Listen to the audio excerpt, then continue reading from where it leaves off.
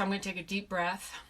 I am feeling very emotional. I'm very triggered, which is sort of interesting because I just did a live on triggers. And part of why I did that live is I was triggered. I just didn't have any idea how triggered I was. Hi, Phyllis. And so if you can't deal with emotion, you may not want to get on here because I am feeling very emotional. But because we all go through this, it seems important to for me to share this with you because this is the kind of thing I help people with. And just because I help people, good morning, Wanda, thank you. And thank you all for being here. I appreciate it, Wanda and Jelena, and I can't even remember. Phyllis, thank you. We all get triggered at one time or another, and in our culture, we don't allow it. And Onyx is triggered too.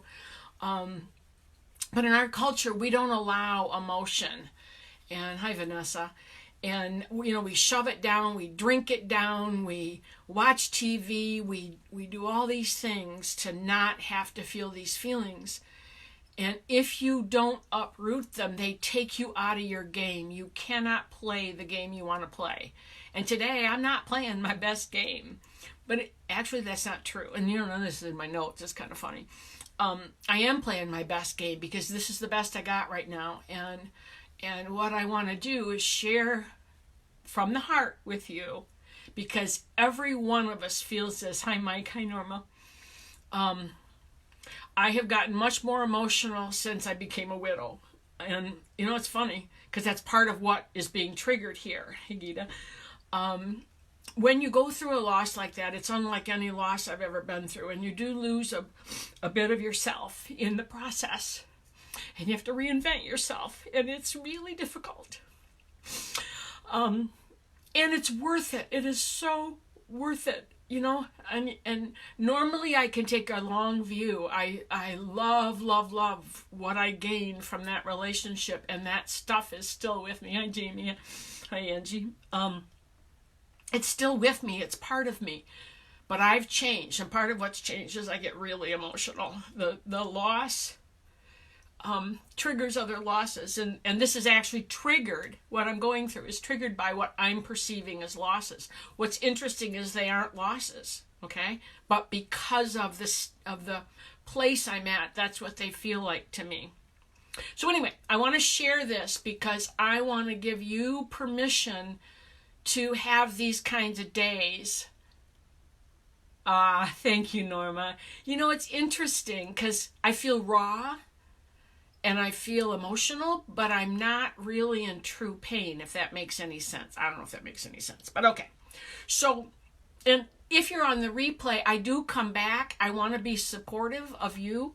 I love your positive comments, and I do appreciate all of you in the comments because I'm scared to do this. Like I'm thinking, there are people that are not going to be happy maybe that I'm doing this, but such is life. I think it feels important to me. So there's 3 universal triggers. We all have them. It's I'm not enough, I'm not worthy, and I'm not lovable. And when something happens, that is the bottom line of what's triggered, okay? But it's old shit coming up, okay? So, I really think it's interesting. Hey, Ron. And I just saw your post about your mom, and I thought, I don't know if you want to watch this because, those anniversaries are really hard sometimes. So, so what was happening is I got triggered, and the person that triggered me, someone triggered me. They weren't being unkind. They weren't being mean. Nothing. Okay. They had no idea that what was said and what was happening would trigger me to the degree that it has. And then it's like the domino effect. Hi, Michelle. That it triggers this and then this and then this and then this and it goes back. And in the beginning, it was such a convoluted mess. Okay, I have a process that I use with clients to help them uncover this stuff and get free, because that is the point. You want to be free of this.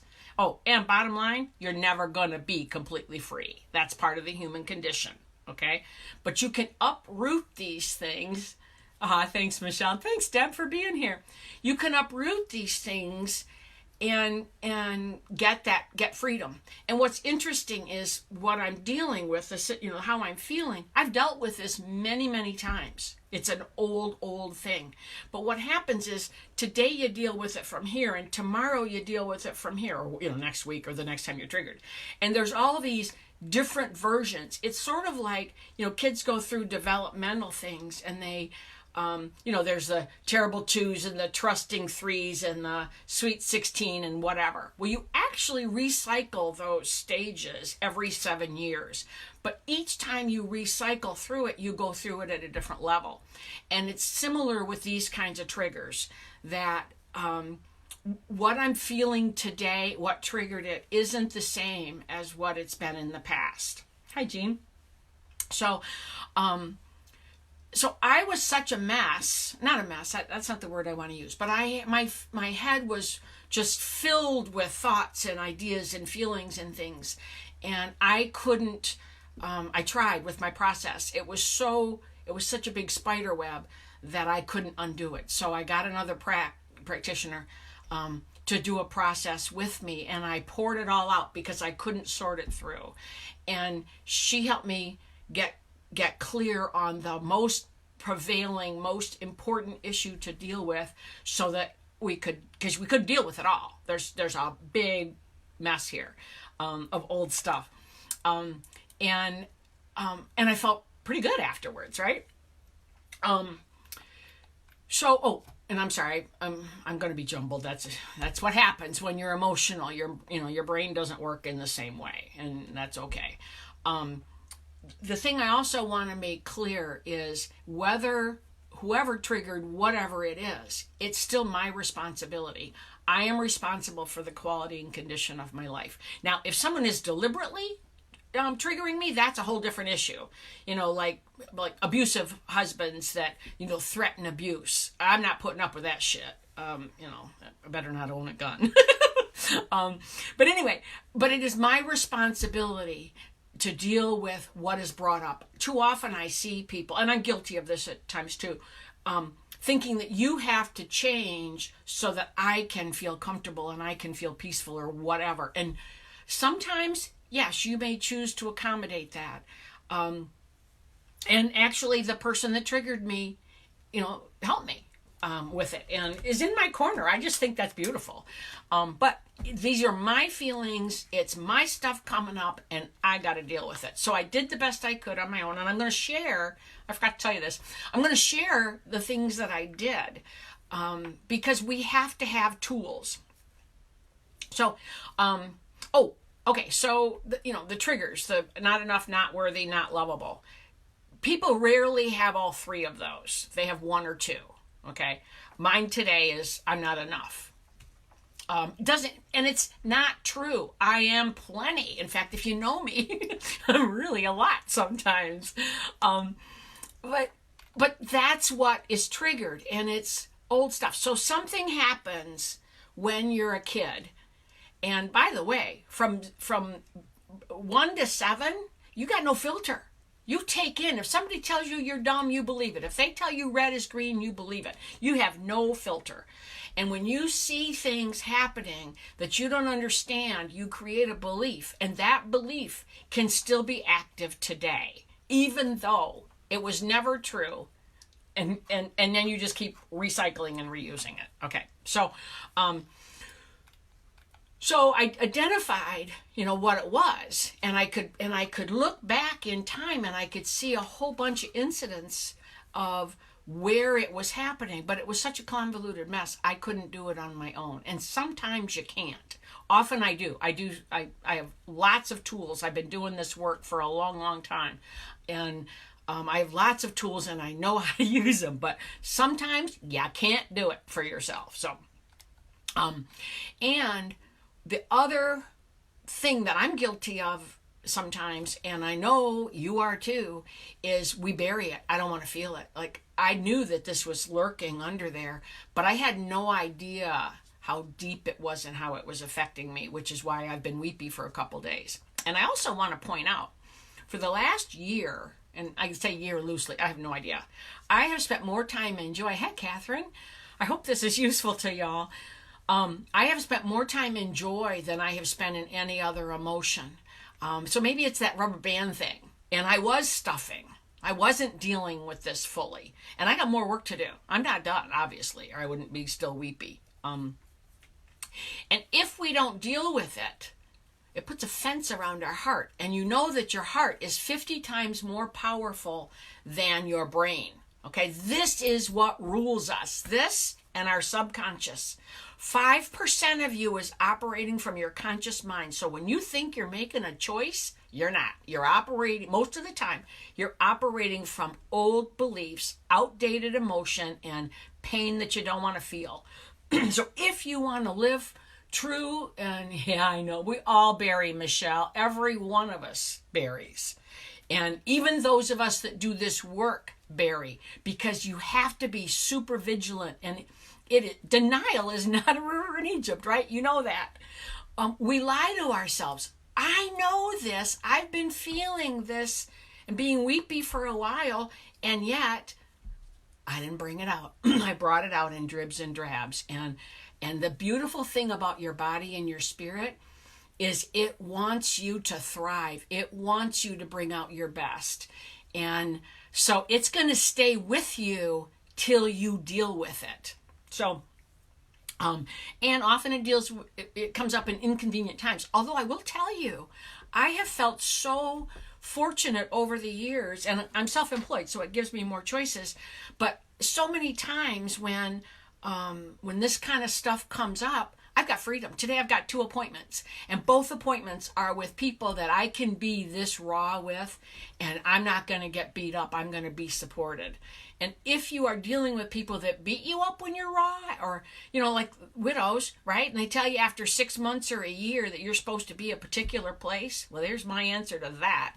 And I would do that. Because no one can tell you what the right thing to do is. They can make suggestions, but you don't even know sometimes. But if you go inside, the answers are there. So when you don't deal with this stuff, it stacks up, it stacks up, it stacks up. And pretty soon you can't find your way out. And I know people, I watch people that are going through life on autopilot. They're doing this, excuse me, of course I don't have any water. They're doing the same thing that they've always done.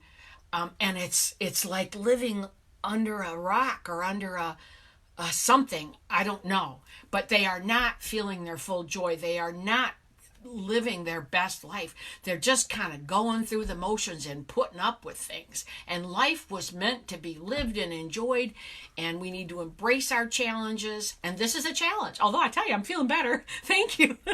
Talking, that woman thing, our 8,000 words a day. But you've got to unload this. Yeah. Wanda, maybe we need to talk again.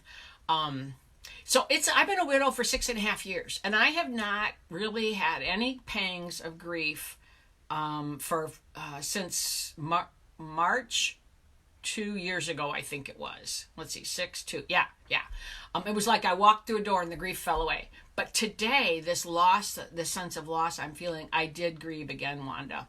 And now I'm hoping I have another 2 years without it, but it's okay.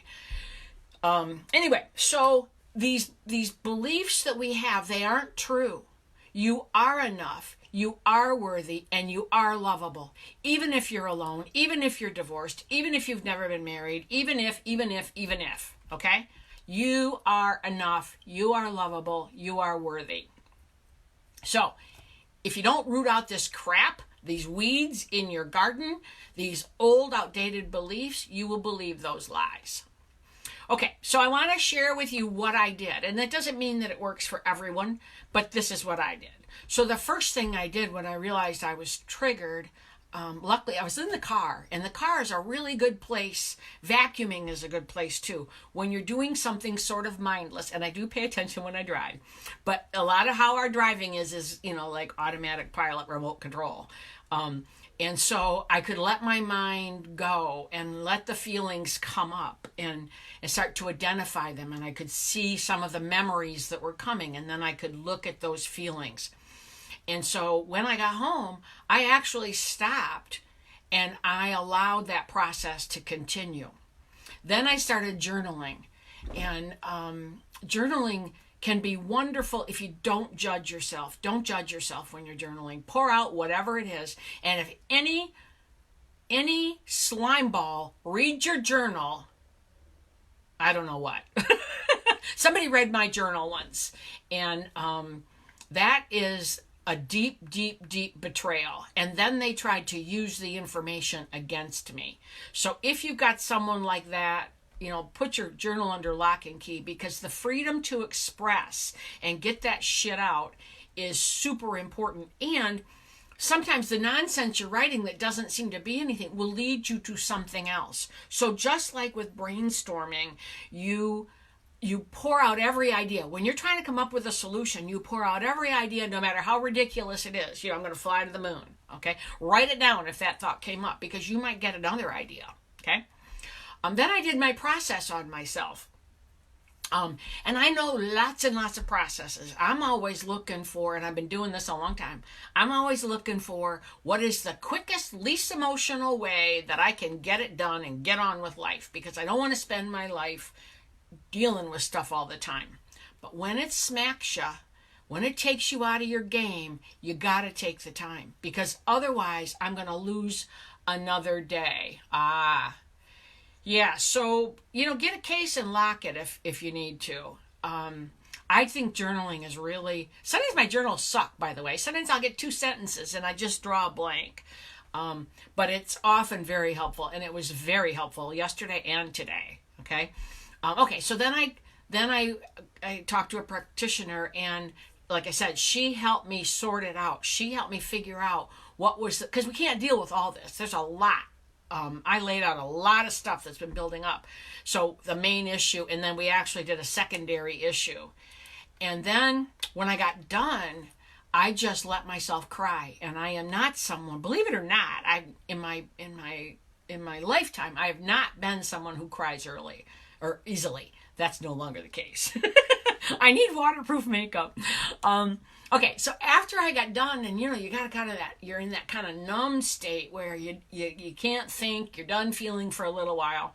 I moved my body. You got to move your body. I went for a really I drank a bunch of water to flush it out, because those emotions that you were having, they are chemicals, and they are altering our state. So drinking flushes them out. And then I went for a really long walk. In fact, this morning I was a little bit sore.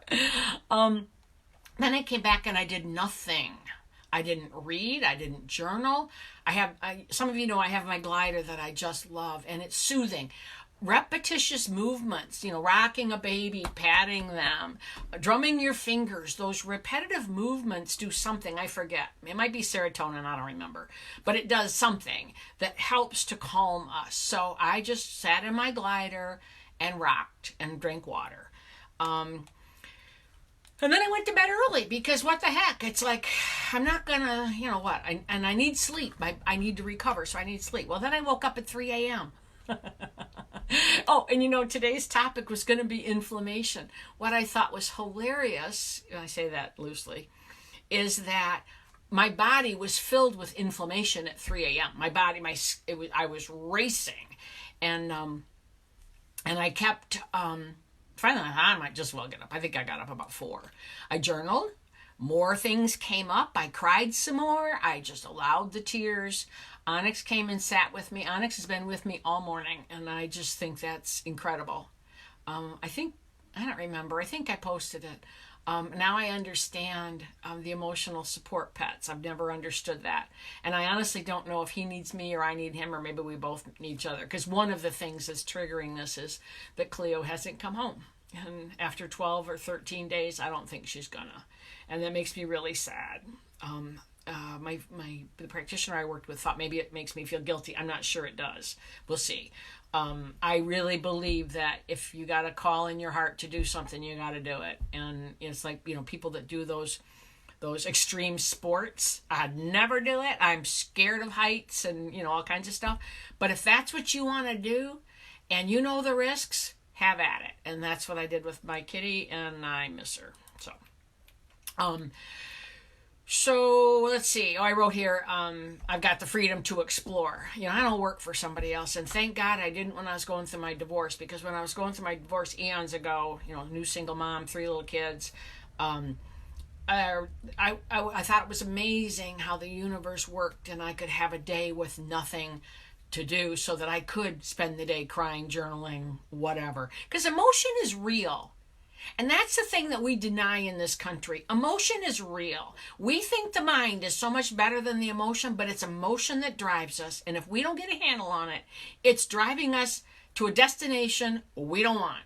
So, and I'm not going to do much today. I've got an appointment that I might be late for because it starts in 2 minutes. Oh, well. And then I've got one this afternoon.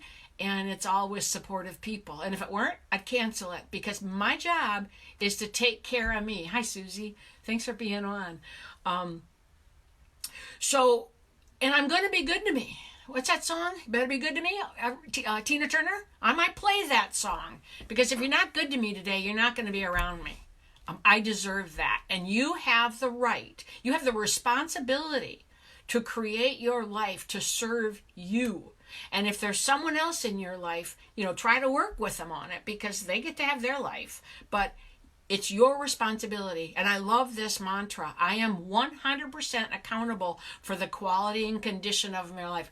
Michelle, I'm actually having a good day. I know it doesn't seem like it. It's not a joyful day. It is, though. I really appreciate y'all being on. I really appreciate the thoughts.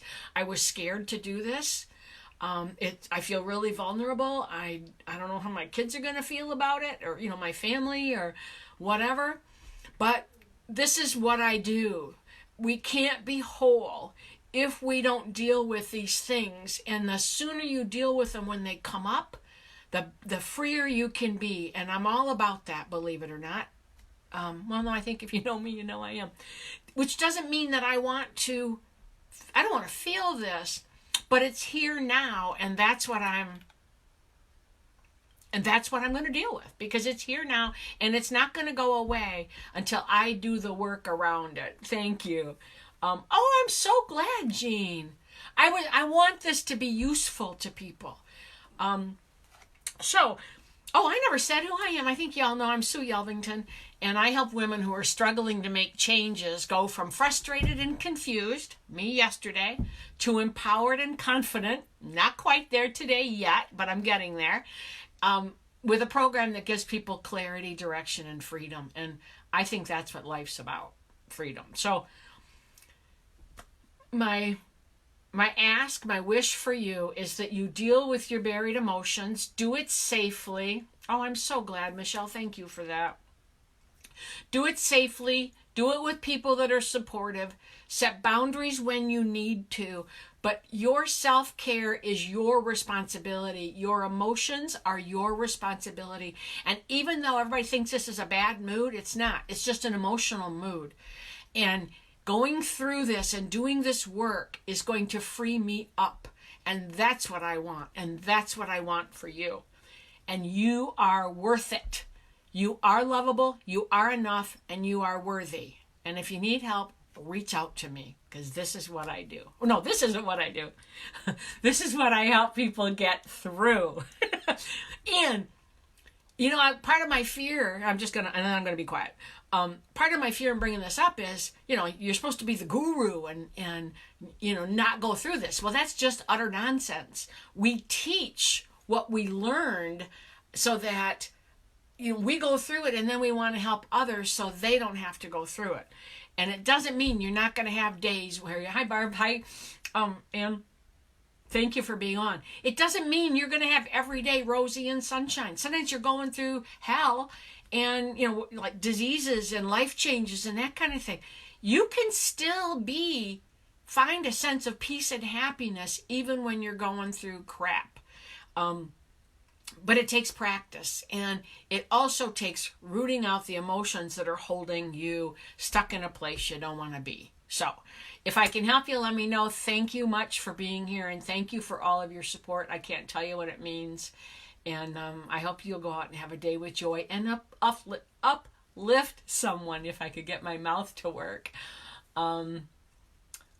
Yes, Wanda, that is part of it. We all need to know we're not alone when we're going through this. And I don't buy that BS of misery loves company. I don't think that's it.